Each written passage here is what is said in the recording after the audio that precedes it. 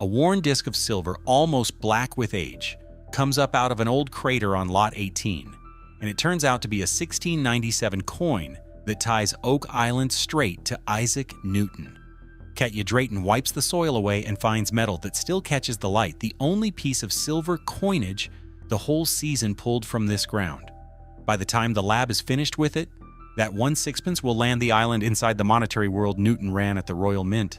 How does a single worn coin manage that? A sixpence from Newton's mint. The lab's verdict was specific.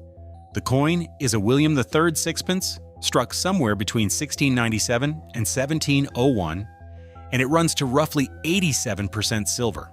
That's high-grade English silver.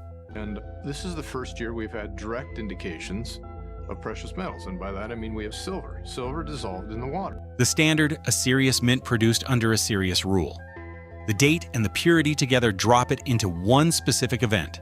The Great Recoinage of 1696, England's wholesale effort to call in its old, debased silver and replace it with new, machine-struck coin.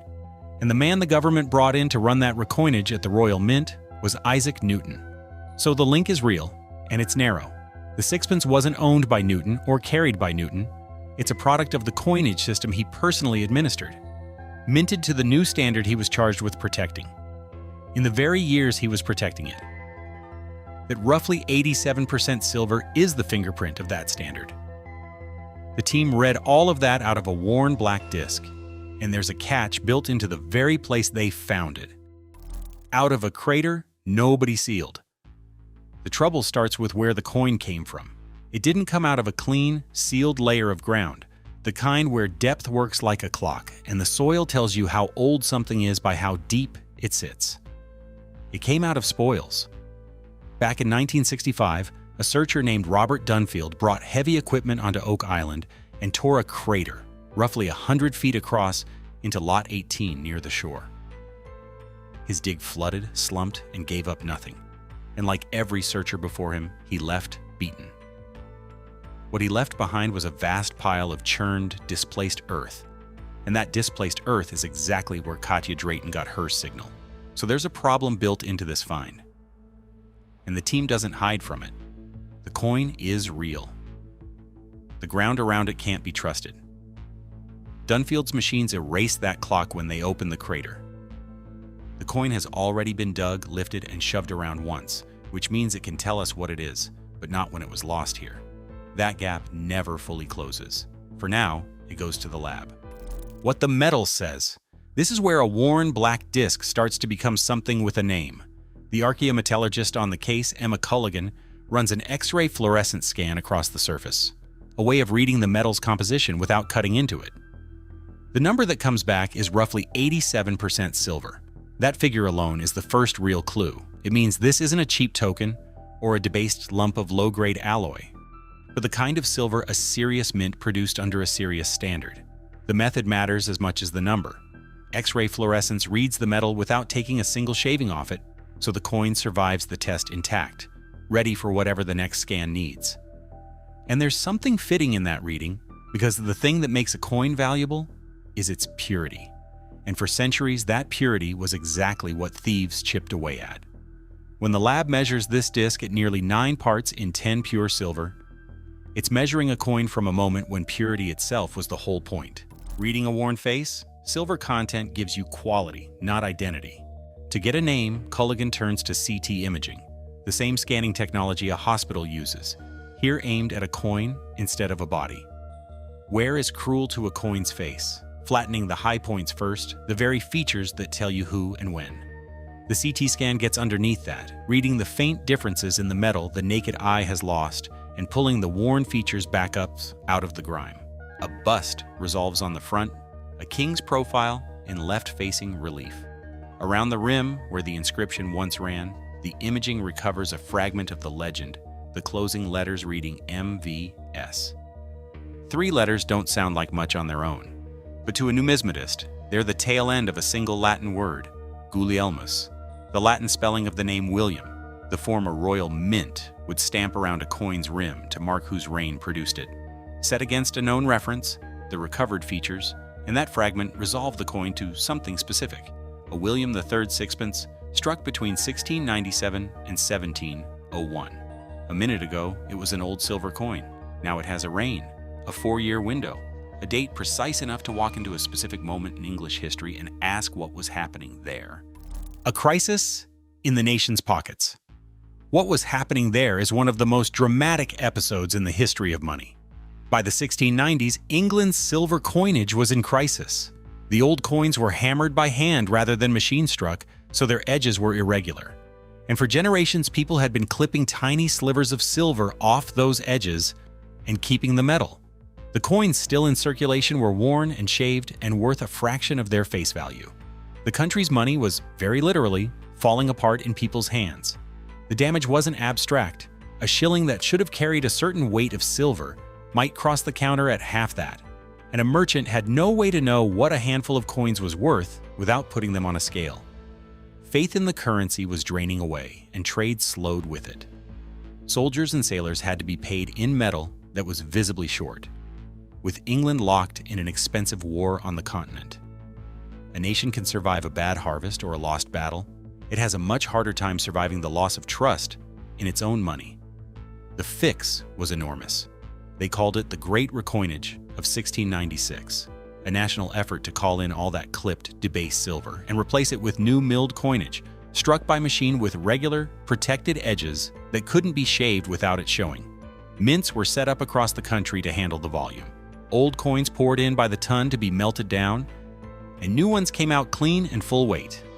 It was one of the largest monetary operations England had ever attempted, and getting it wrong could have wrecked the nation's finances in the middle of a war. The man who ran the mint, and the man brought in to run it, was Isaac Newton. Most people know Newton as the figure of gravity and the falling apple, the towering scientist. Far fewer know that in April of 1696 he took a government post at the Royal Mint inside the Tower of London, first as warden, the official charged with overseeing the recoinage and hunting down the counterfeiters undermining it. He threw himself into it with the same focus he'd brought to physics. He drove the mint's presses harder than they had ever run, turning out new coin at a pace the old hand-struck system could never have matched. And he went after the men undermining it personally, chasing coiners and clippers through the taverns of London, and seeing the worst of them to the gallows. He was ruthlessly good at it. At the end of 1699, he was promoted to Master of the Mint, the top job, and held it until his death in 1727. For 3 full decades, the man who reshaped how we understand the universe was also the man in charge of England's money. So look at the dates side by side. The coin from Lot 18 was struck between 1697 and 1701. Newton arrived at the mint in 1696. A William III sixpence from that window isn't simply from Newton's century or Newton's country. It's a product of the exact coinage system Newton was running, minted under the reform he was hired to enforce. But that's the limit, because a coin is a traveler. That's the nature of money. It's built to move and change hands and outlive the moment it was made. A well-made silver sixpence could stay in circulation for 50 years and still be good currency. So one struck in 1697 could just as easily have slipped into this island's ground decades later, carried in the purse of someone with no connection to any of this. And there's that crater again. This piece came out of Dunfield's redeposited spoils, so even the original island layer it once rested in is gone. The coin belongs to Newton's monetary world, the vast machinery of a nation remelting its silver down to the last shilling. It does not belong to Newton's life, and the team never puts him on the island. That restraint is exactly where so many Oak Island theories collapse, and it's why this one survives. Why one coin is enough. So if the coin can't pin the year it was lost, or name the hand that carried it, what does it actually anchor? Strip away everything it leaves open and look hard at what remains. This was the only silver coin the entire season produced. It runs to roughly 87% silver, the genuine post-recoinage standard. It was struck between 1697 and 1701, inside the precise span when Newton was remaking the whole of England's money. Put those facts together and you don't have a fantasy. You have a real datable presence of English silver in Oak Island ground, anchored to a documented monetary reform with one of the most famous names in history attached to it, That's not a vague wave at the colonial era. So much of the Oak Island lore lives in the fog of sometime in the 16 or 1700s, maybe. This coin cuts through that fog and hands the island something it almost never gets. A hard thread running from the dirt back to a moment historians can name to the year. Getting there meant measuring the metal, scanning the worn face to recover what the years had erased, and reading the legend down to its last 3 surviving letters. Every step was a measurement, not a wish, and the connection feels earned because the team refused to stretch it past what the metal can carry. And that restraint points somewhere. If a single coin from disturbed surface spoils can be this precise, what's waiting in the ground that nobody has churned?